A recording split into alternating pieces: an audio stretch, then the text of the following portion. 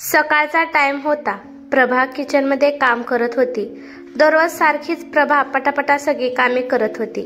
एका बाजूला चहा ठेवला होता आणि दुसऱ्या बाजूला भाजी शिजायला ठेवली होती आणि प्रभा चपाती बनवण्यासाठी पीठ पण मळत होती. प्रभा एकाच वेळी 3 कामं करत होती.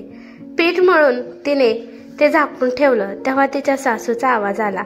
सासूबाई म्हणाल्या की अगं किती उशीर करशील, तू अजून मला चहा सुद्धा दिला नाही. तुझ्या भरोशावर जर बसली तर कोणत्या ना कोणत्या दिवशी मी तर मरूनच जाईल. असं म्हणून ती चहा घेऊन आपल्या सासूकडे गेली. सासूच्या हातात चहाचा कप दिला आणि पळतच आपल्या मुलाला वीरला उठवायला गेली. वीरला शाळेला उशीर होत होता. ती त्याला म्हणाली की वीर बाळा, उठ लवकर, कपडे आणि पाणी काढून ठेवलं आहे, पटकन जाऊन आंघोळ करून ये, तोपर्यंत मी तुझा नाश्ता तयार करत आहे. तन करत वीर उठला आणि आंघोळ करण्यासाठी गेला. प्रभा रूमच्या बाहेर चाललीच होती तोपर्यंत तिचं ध्यान तिच्या मोबाईलवर गेलं, कारण तिचा मोबाईल सायलेंट होता आणि मोबाईलला लाईट लागली होती. स्क्रीनवर लाईट लागली होती. तिने पाहिलं तोपर्यंत तिच्या नवऱ्याचा आवाज आला आणि नवरा म्हणाला की ते सगळं राहू दे, तुझा मोबाईल बाजूला ठेव, पहिला माझ्यासाठी चहा बनवून आण. मला रात्री झोपायला 2 वाजल्या होत्या. रात्री मला खूप काम होतं, तिचा नवरा प्रभाला म्हणाला. नवऱ्याचा आदेश घेतल्यावर ती लगेच किचनमध्ये गेली आणि नवऱ्यासाठी फटाफटा चहा बनवून आणला आणि रमेशला दिला. तेव्हाच वीरने प्रभाला हाक मारली. मम्मी, माझं आय कार्ड कुठे आहे, माझे सॉक्स कुठे आहेत, मला काहीच मिळत नाही, तूच मला शोधून दे. प्रभाने पटकन येऊन त्याचं सामान त्याला शोधून दिलं आणि परत नंतर किचनमध्ये गेली आणि वीरचा टिफिन तयार केला. टिफिन पॅक करत असताना तिच्या डोक्यात आलं की एवढ्या सकाळी सकाळी आईने फोन का केले असतील. मगाशी फोन हातात घेतला होता तेव्हा त्याच्यावर तिच्या आईचे मिस कॉल होते. ती स्वतःशीच म्हणाली, थोड्या वेळ काढून मी आईला फोनच करते. त्यामुळे तिने हातात मोबाईल घेतला. तोपर्यंत तिच्या सासूचा आवाज आला. अगं काय, तू अजून सकाळची कामं केली पण नाही, वीरला अजून तू शाळेत पण पाठवलं नाही, तुझा नवरा पण अजून ऑफिसला गेला नाही आणि सकाळ सकाळ कोणासोबत तुला फोनवर गप्पा मारायच्या आहेत ग.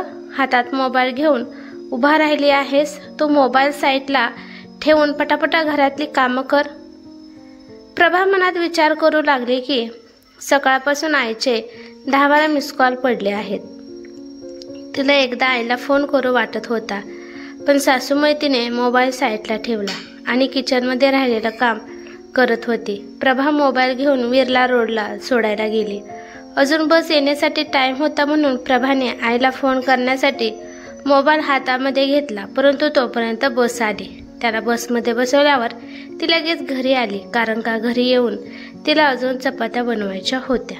तिने घरात पाऊल टाकलं तोपर्यंत तिच्या नवऱ्याचा आवाज तिला आला. तिचा नवरा रागाने लाल झाला होता. त्याला त्याची वस्तू कोणतीच भेटत नव्हती. रागात प्रभावर ओरडला आणि म्हणाला की माझा रुमाल कुठे आहे, माझे वॉलेट कुठे आहे, त्याच्यात माझं ATM कार्ड आहे, तुला माहित नाही का, मला आज लवकर जायचं आहे, माझ्या वस्तू नीट ठेवायला तुला किती वेळा सांगितलं आहे मी, तुला नीट काम करता येत नाही का. अहो, टेबलावर बघा, तिथेच तुमचं सगळं सामान मी काढून ठेवलं आहे. हा बरं ठीक आहे, तू काय सामान ठेवून काय माझ्यावर उपकार केले नाहीत. बरं ते जाऊ दे, आज माझी मीटिंग आहे म्हणून मला नाश्ता नाही पाहिजे, डायरेक्ट माझं टिफिन दे. बरं आता लगेच बनवून देते. बनवून देते म्हणजे काय. अहो, भाजी तयार आहे, चपात्याचं पीठ मळलं आहे, फक्त 2-3 चपात्या बनवायच्या आहेत. आणि तुम्ही मला पहिलं का नाही सांगितलं की तुम्हाला आज लवकर जायचं आहे. तुम्हाला लवकर जायचं आहे माहीत असतं तर मी चपात्या बनवून ठेवल्या असत्या. प्रभा घाबरत तिच्या नवऱ्याला म्हणाली, तू टिफिन अजून बनवला नाही, सकाळपासून तू काय करत होती. टिफिन दे म्हणजे माझ्या हातात आणून द्यायचा, त्याला टिफिन दे म्हणतात. आणि तू तर म्हणत आहे की मी अजून बनवला नाही. रमेश टिफिन न घेताच तेथून रागाने गेला, कारण आता प्रभाला रमेशच्या स्वभावाची सवय झाली होती. महिन्यातून 10-12 वेळा तो टिफिन न घेताच रागाने निघून जातो प्रभाने नंतर किचन मधलं सगळं काम केल्यानंतर झाकून ठेवला आणि नंतर 1 कप चहा बनवला आणि बाल्कनीत जाऊन बसली। तिने विचार केला की आता थोड्या वेळ आराम करते आणि आईला एकदा फोन करते। तिने हातात मोबाईल घेतला, पण तोपर्यंत तिची सासू मेघाताई आल्या आणि तिला पाहत तिच्या हातातून मोबाईल त्यांनी घेतला आणि म्हणाल्या की मी सकाळपासून बघतीया, तुझं ध्यान फक्त मोबाईलवरच आहे आणि तुझा नवरा पण टिफिन न घेता गेला आहे। या मोबाईलमुळे सकाळपासून तुझं कामावर पण लक्ष नाहीये। आता इथं निवांत बसू नकोस। दुपारी जेवणासाठी मी रमेशच्या बारक्या आत्याला बोलावलं आहे, त्यामुळे दुपारच्याला छानपैकी नॉनव्हेज बनव। पण आई, अचानक आत्या कशा काय येणार आहेत? सगळं ठीक आहे ना? तुला काय करायचं आहे त्याचं? तुला जे सांगितलंय तेवढं कर, जास्त आपलं तोंड चालवत जाऊ नकोस। जे सांगितलं आहे ते काम कर। प्रभा गपचीप आपली किचनमध्ये निघून गेली, परंतु सासूची बडबड काही थांबली नाही। आता पाहुणे पण तुला विचारून येणार आहे का? ह्या घराची मुलगी येणार आहे हे तुला काय घेणं देणं आहे का? कोण येणार आहे विचारत आहे मला? कान उघडं ठेवून ऐक, हे घर माझं आहे। इथं कोण येणार कोण नाही येणार हा माझा निर्णय आहे। यापुढे मला असलं बोलायला लावू नकोस। मेघाताईची छोटी नणंद त्या शहरात राहत होती। मेघाताईने जाणून बुजून त्यांना दुपारच्या जेवणासाठी बोलावलं होतं। किचनमध्ये जाऊन प्रभाने सगळी जेवणाची तयारी केली। दुकानामध्ये जाऊन तांदूळ, चिकन, टोमॅटो, कोथिंबीर जे जे सामान लागतं ते सगळं घेऊन आली। चिकनची भाजी, बिर्याणी आणि भाकरी बनवली। जेवण बनवता पण आता प्रभाला वेळेचं भान राहिलं नाही। तोपर्यंत वीर सुद्धा शाळेतून आला। त्याच्या मागे पुढे करून प्रभाने त्याला जेवायला घातलं। नंतर रमेशची आत्या आली आणि त्यांचे जेवण झाल्यानंतर आराम करण्यासाठी सगळे आपापल्या बेडरूममध्ये गेले। काम झाल्यानंतर प्रभाला आठवण आली की आईला फोन करायचा आहे, म्हणून प्रभाने मोबाईल घेतला आणि आईला फोन लावला। मोबाईलची एकच रिंग वाजली आणि प्रभाच्या आईने लगेच फोन उचलला। पलीकडून तिची आई मोठमोठ्याने रडू लागली। आईचा आवाज ऐकून प्रभा घाबरू लागली। आई, काय झालं आहे? तू का रडत आहे? मला सांग पहिलं। अगं काया बाळा, तू फोन का उचलत नव्हती? मी केव्हापासून तुझ्या फोनची वाट पाहत आहे। अगं तुझ्या बाबाला रात्रीच दुसरा हार्ट अटॅक आला होता। डॉक्टरने त्यांची हालत गंभीर सांगितली आहे। तुझा रात्री फोन लागत नव्हता, म्हणून मी तुझ्या सासूबाईच्या मोबाईलवर फोन केला होता। त्यांना सांगितलं होतं की प्रभाला तुम्ही लवकरात लवकर हॉस्पिटलमध्ये पाठवा आणि सकाळी मी जावई बापूला फोन केला होता। तो तेव्हा वीरला बसमध्ये बसून देण्यासाठी गेले होते। त्यांना पण सांगितलं होतं की प्रभाला लवकर पाठवा। बाळा, तू अजून का नाही आली? मला खूप एकटं वाटत आहे। मी फार गोंधळली आहे। माझ्यासोबत कोण असलं तर मला तेवढाच आधार मिळेल ग। तुझी मोठी बहीण पण 2 दिवस लागतील तिला इथे यायला। तू इथेच ह्या शहरात राहत आहे, अर्ध्या तासात तू इथं पोहोचशील। प्रभा, प्लीज लवकर ये ग, मला तुझी गरज आहे। आईचं बोलणं ऐकल्यानंतर प्रभा हैराण झाली। तिला काय सांगू आणि काय बोलू काहीच कळत नव्हतं। सकाळपासून म्हणून तर आई मला एवढे फोन करत होती। बरं आई, तू अजिबात टेन्शन घेऊ नको, मी आताच निघत आहे। तू अजिबात टेन्शन घेऊ नको, बाबाला काही सुद्धा होणार नाही। फोन ठेवून प्रभा विचार करू लागली की त्याच्यामुळेच सकाळपासून सगळे लोक मला त्रास देत होते, मी माहेरी जाऊ नाही म्हणून। त्याच्यामुळे सकाळपासून सासूबाई माझ्यावर ध्यान ठेवून आहेत आणि मला कुणाला पण फोनवर बोलून देत नाहीत। त्यांना थोडी बी लाज वाटली नाही का की मला येऊन सांगावं की माझ्या बाबांना अटॅक आला आहे? त्यांना बाबांची किंमत कळत नाही का? प्रभाच्या बाबांना 2 मुली होत्या, एक होती प्रभा आणि दुसरी होती मोहिनी। मोहिनीचं लग्न खूप लांबच्या शहरात झालं होतं, त्यामुळे प्रभाच्या वडिलांनी विचार करून एक मुलगी तर खूप लांब गेली आहे, त्यामुळे प्रभाचं जवळपासच लग्न करून द्यावं। त्यामुळे प्रभाचं लग्न ह्या शहरात झालं होतं, ज्या शहरात तिचे आई वडील होते। कारण का कधी पण गरज पडली तर आपलं म्हणून पटकन आपल्या मुलीला बोलवता येईल आणि मुलगी येती जाती राहील।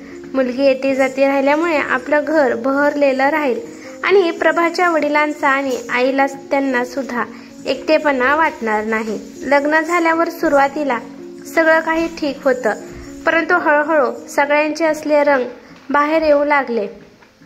पण प्रभाच्या सासूबाईला पण मान्य नव्हतं की प्रभाने सारखं सारखं माहेरी जावं, आणि ही गोष्ट तिच्या वडिलांना समजली. तिच्या वडिलांनी तिला सांगितलं की बाळा, तू तुझ्या घरी खुश राहा आणि तुला त्या घरात ॲडजस्ट होण्यासाठी उशीर लागेल, आणि तू त्या घरात सगळ्यांशी प्रेमाने राहा, आणि तुझा नवरा आणि सासू जे सांगतील ते तू त्यांचं सगळं ऐक. हळूहळू प्रभाला वर्षातून एकदा जाणं मुश्किल होऊ लागलं, कारण का तिला माहेरी जाण्याची परमिशन देतच नव्हते, आणि वर्षातून एकदा तरी गेली तरी काही तासातच तिला माघारी बोलवत होते. नंतर वीरचा जन्म झाल्यानंतर तर सासू आपल्या नातवाशिवाय 1 मिनिट पण राहत नाही, त्यामुळे हे कारण सांगून माहेरी लावत नव्हते. सासूला किचनमधलं काम करायला आता आवडत नव्हतं. त्यांचं म्हणणं होतं की किचनमधनं काम करणं हे फक्त सुनाचं कर्तव्य आहे, त्यामुळे किचनचं काम फक्त सुनच करेल. सासू कधीच किचनमध्ये पाय टाकत नव्हती. जेव्हा प्रभाच्या वडिलांना पहिला हार्ट अटॅक आला होता, तेव्हा प्रभा तिच्या वडिलांची देखभाल करण्यासाठी माहेरी गेली होती. बाबांच्या देखभालीसाठी प्रभाने खूप पळापळ केली होती. नंतर वडील नीट झाल्यानंतर प्रभा आपल्या सासरी रुळली. नंतर प्रभाला तिच्या वडिलांची आठवण आली, तरी तिला सासू आणि नवरा तिच्या वडिलांना भेटू देत नव्हते. त्यांना वाटत होतं की प्रभाने आम्हाला सोडून माहेरी जावं. त्यांना वाटत होतं की सुनेने फक्त सासरे असणाऱ्या माणसाची सेवा करावी. हद्द असते एखाद्या गोष्टीची. आता कोणी पण काही का म्हणे, पण मी वडिलांकडे जाणारच, असा विचार करून प्रभाने पर्स घेतली आणि बाहेर जाऊ लागली. तेव्हा तिची सासू म्हणाली की ओय महाराणी, पर्स घेऊन कुठे चालली आहे, आणि ते पण कोणाला काही न सांगता? आई, मी हॉस्पिटलला चालली आहे. माझे वडील हॉस्पिटलमध्ये ॲडमिट आहेत. अगं प्रभा, तुझे वडील हृदयाचे पेशंट आहेत. त्यांचं छोटं मोठं दुखणं चालूच असतं. तू नको एवढं टेन्शन घेऊ.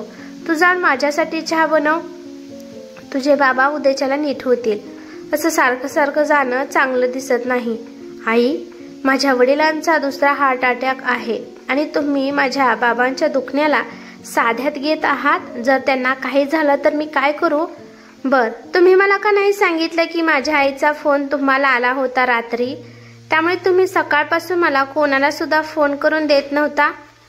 अगं सुनबाई, आता मी म्हातारी झाली आहे. आता ह्या म्हातारपणात ध्यानात राहत नाही. तिची सासू हे मानण्यासाठी तयार नव्हत्या की त्यांच्याकडून चूक झाली आहे. तेवढ्यात प्रभाचा नवरा रमेश ऑफिसमधून घरी आला. प्रभाचं बोलणं ऐकून तो म्हणाला, अगं तुझ्या बाबांना एवढं काय झालं आहे? मी त्यांना फोन करून विचारलं आहे, सगळं ठीक आहे तिथं. तू काळजी करू नकोस. मला जाऊन कॉफी बनव, आणि तू आता जास्त हंगामा करू नकोस. आपण रविवारी जाऊन तुझ्या बाबांना भेटून येऊ. माझ्या वडिलांची रात्रीपासून तब्येत खराब आहे.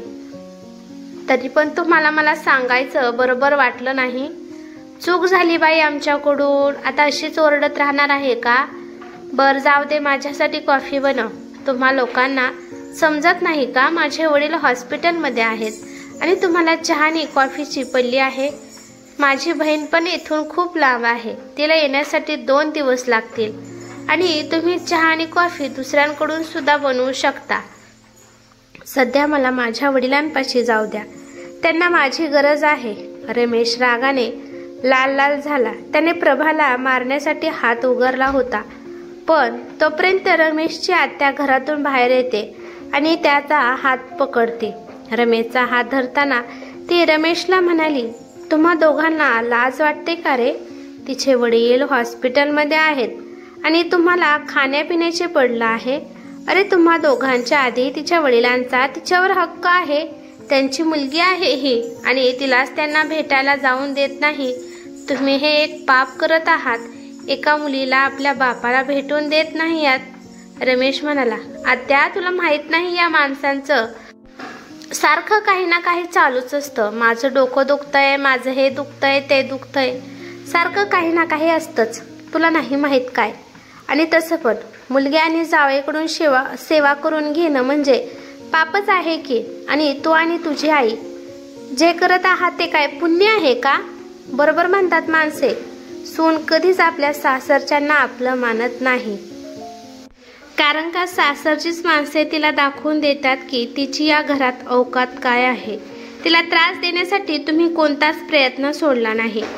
आपल्या माहेरी एवढ्या प्रेमाने राहणारी मुलगी तिथे सासरला आल्यावर सासरची एवढे परेशान करतात की त्यामुळे ती आपल्या सासरच्यांना आपलं मानत नाही।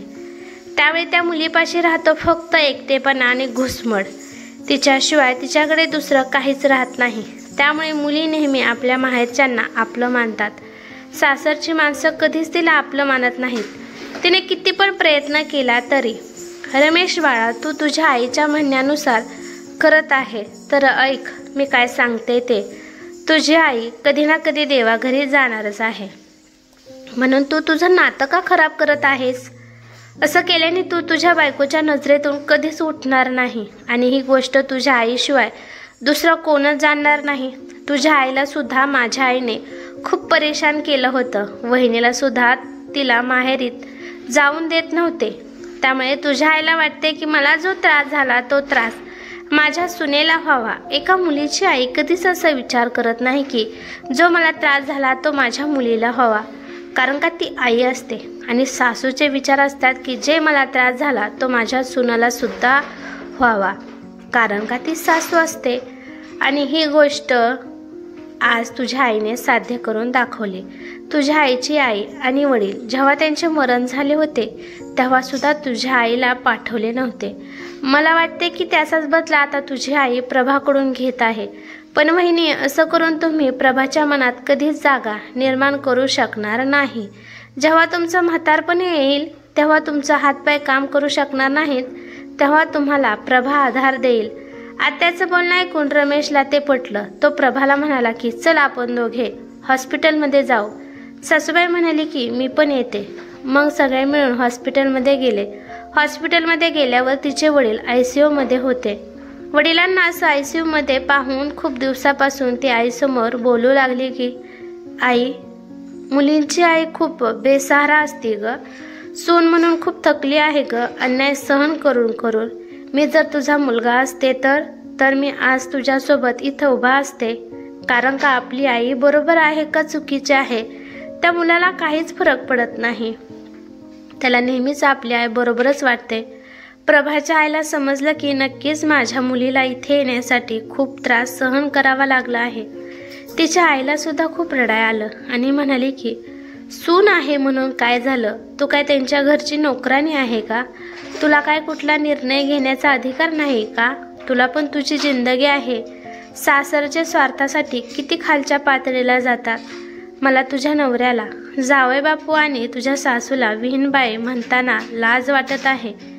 पाठवणीच्या वेळेस मला म्हणाले होते की सून नाही आमची मुलगी म्हणून आम्ही हिला नेत आहोत। खोटं वचन देऊन त्यांनी आमची मुलगी घेऊन गेले। आम्ही चुकी केली। आम्ही आमच्या मुलींना चांगलं शिकवलं नाही आणि त्यांना सांगितलं की ते सासरचे माणसे म्हणतील तशा पद्धतीने वागायचं, बोलायचं, आणि हे चुकी आमची झाली। जेवढी तुझ्यात सहनशक्ती असेल तेवढं तू सहन कर, परंतु तिच्यातली सहनशक्ती सुद्धा संपली तरी आपण तिला सहनच करत राहा हे म्हणणं चुकीचं आहे। आई बोलत असताना प्रभा आपल्या आईच्या गळ्यात पडून रडू लागली। प्रभाची सासू आणि नवरा दोघे पण मान खाली घालून उभे होते। त्यांना कोणत्या तोंडाने बोलावं हे समजत नव्हते। कथा आवडल्यास लाईक, शेअर करा आणि अशाच नवनवीन कथा ऐकण्यासाठी चॅनलवरती नवीन असाल तर सबस्क्राईब करायला विसरू नका। धन्यवाद।